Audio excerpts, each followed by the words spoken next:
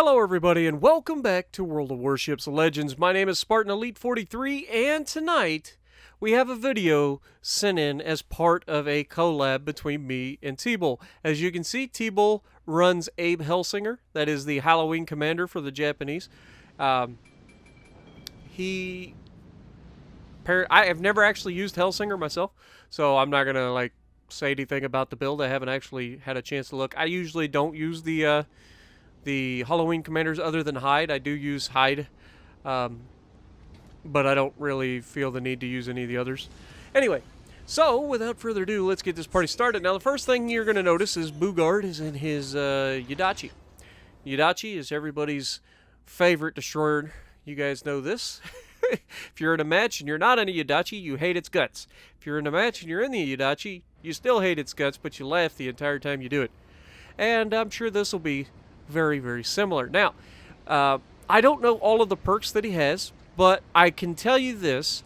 He does not have torpedo range enhancements, and he is running the 7-kilometer Screamer Torps, which means he has to get up close and personal to deliver his packages. Now, I prefer, I think it's Raizo Tanaka is who I use. I can't remember. I always get them backwards. It's either Raizo Tanaka or Takeo Takagi. One of them is the destroyer captain. One of them is the battleship captain. And I use them both, so I always get them mixed up. But either way, I prefer super concealment and having longer range torpedoes and still being able to use these Screamer Torps, but I can use them at 8 kilometers because it's a lot easier to get within 8 kilometers than it is to get within 7 and still remain alive. I'm not the best destroyer captain in the world, but as you can see, he was checking everybody. He's trying to see who's going to be the weakest point for, who's going to be the easiest target, essentially. Now, the Helena on the enemy team is sailing in a straight line, not paying attention to anything that's going on around him. Why would you be spotted right now? You're behind an island. That means there's a destroyer spotting you, which means you should probably be running hydroacoustics, but he isn't, and that's going to cost him his life as he gets hit with 2 torpedoes, and down he goes. Devastating strike. First blood. And that's just the beginning, folks. We're, 2 minutes into the match, and we already got 30,000 damage? Welcome to the Yudachi. Now, hasn't used his torpedo reload yet. His engine boost is about to burn out. Now, there's a couple of ways that people use engine boost. One is get out of jails, or you get into trouble, you turn around, you hit the engine boost, and try to break contact. The other way is to do as Tbull just did, which is where you rush in and you try to get it off early shots because people aren't expecting it to come at that early. Now, surely with him being detected by the plane just a moment ago, this Iowa's not going to sail broadside on around the corner. And it does look like the Iowa is trying to change speeds. However, there is a second battleship right next to him, and they are very, very close to one another. One is the Jean Bart, one of them is the Iowa, and they are both about to eat torpedoes. Because they are both right on top of each other, which makes missing very, very difficult as he burns his torpedo reload and shoots more torpedoes. But as you can see, Jean Bart just took a hit and is flooding. We got 3 hits and a sink on the Iowa, which brings us up to 83,000 damage. And then we get the kill on the Jean Bart. So we're 3 kills in. The only 3 people that have died at our hands. And we have 83,000 damage. He takes a shot at the enemy Yudachi, which is what you do because, obviously, destroyers are the game changers. If you can remove their destroyer, that gives your team a huge advantage. However, you can see he's doing a pretty decent job of kind of pinging the map, letting his team know what's where, because if the team's not paying attention, they can easily be flanked. And a York and a Wichita coming up the left side could easily put his team in a lot of trouble. But he's also going straight up the middle towards the enemy Yudachi, because why leave him alive? His torps are about to be back, and I am assuming he's going to just pop these right into the smoke, and he does. Now, he's assuming that the guy is to the right. Now, obviously,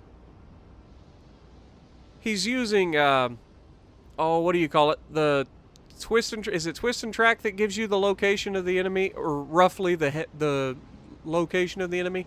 So he launches his torps blindly into the smoke screen and absolutely nails him.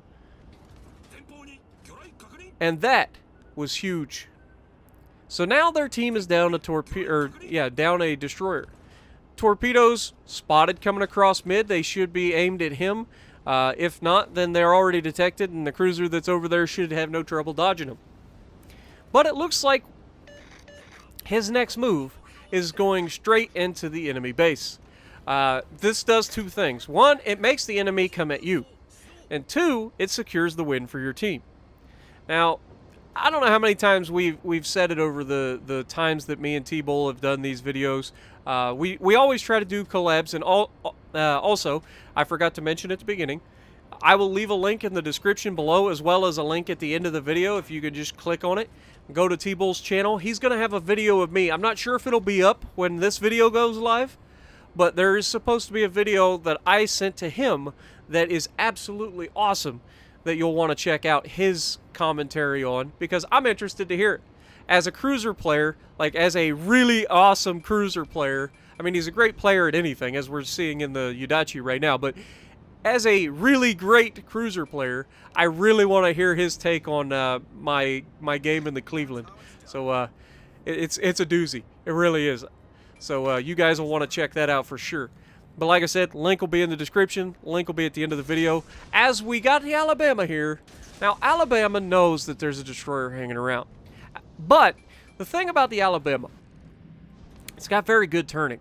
And it's also got really good torp production. It's 49% torp production. However, you still don't want to be taking torps from a Japanese ship, period. Japanese torpedoes hurt a lot. So, even with 50% reduction, you don't want to be taking them. Unfortunately, he didn't get the memo, and he takes one. But it's only 10,000 damage. He took it on the torpedo belt. It reduced it. Instead of 22,000 damage, it only hit him for like 10.5. Now, Tbull has to turn away here. He's not running a full concealment build. So he's got to keep his distance. And that guy was actually getting uncomfortably close to spotting him. At 5.1, I'm surprised he wasn't spotted, actually. But that's a testament to the Japanese destroyers. They're very sneaky. And now that he's comfortably away from being detected, his torpedoes are about to be back.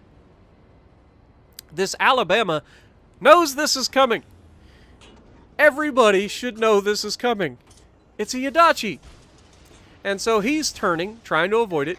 These torpedoes are just so fast. Even though he started turning in ahead of time, Tbull places the torps out ahead of him and starts turning away from him. And sure enough, I mean, it's just a matter of time. Is he going to catch him with those torps? It's going to be close. No, he actually dodged them. A well-timed turn by the Alabama and getting up to speed quickly enough, even out of the way of these super screamer torps that were launched at 5.5 kilometers. So that's a very good dodge by that Alabama. Make no mistakes, it really is. But if you've been watching the map, the bottom of the bottom of the map over there, the enemy is actually starting to win. They're starting to push our team back. They're winning the match. So unless Tbull can pull this off really soon, bad things are about to happen. But notice Tbull's not doing it alone. This Alabama is taking fire from the friendlies. So while they may not be actively helping to deter the 3 ships that are coming at him, they're still helping by helping Tbull get rid of this Alabama. Now at this point, Tbull sacrifices a little bit of hit points to get close enough to guarantee that it's almost impossible to miss him. And a single torp at this point will kill this Alabama. All he has to do is hit him once. But he also has somebody spotting this guy. And while he does get the target hit, that gives us a Kraken unleashed and brings our damage total up to 117,000 damage. He was also firing his guns for the second time in the match? Because he fired him at the Yudachi, and then this was the first time he fired him at another ship. So, yeah. And what he was doing was, the guy was spotted. He's in a smoke screen, so he's not detected. So try to set a fire. You know he's on damage con cooldown. and you know you got torps on the way, so try to set a fire isn't a bad idea. But he didn't need the fire in the end, and the enemy has won their side, and they are starting to push in. However, it's a little too late, as Tbull is hedging his bet on the fact that the enemy cannot get enough people into the base quick enough to outcap him. One person can't do it. He's been in the base. He's not in any threat of being reset. So as long as not more than one person get into the base, he's fine. And if 2 people get into the base, as long as he has over half the base capped, he still wins. It would take all 3 of them, and they just lost a ship thanks to our turpets. It would take all 3 of them to beat Tbull at this point. And our team isn't going quietly. Now, I'm not 100% sure why that cruiser kept pushing this direction. Really wasn't needed. He could have went back and helped his battleship for a little while. Tbull is clearly capping this base. He's not doing anything to lose the match for the team. Wichita might still have some shots on those guys, potentially.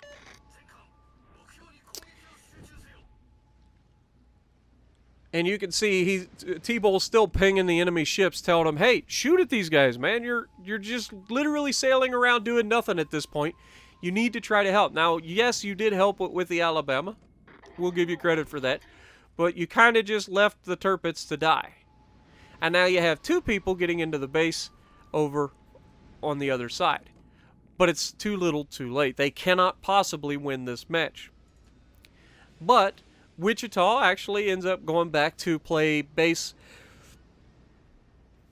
reset, which is fine. It's honestly not needed at this point, but it's fine. He let the turpets die, which is not preferable, but the turpets did everything in his power to give the team the win, and Tbull just has to see it through.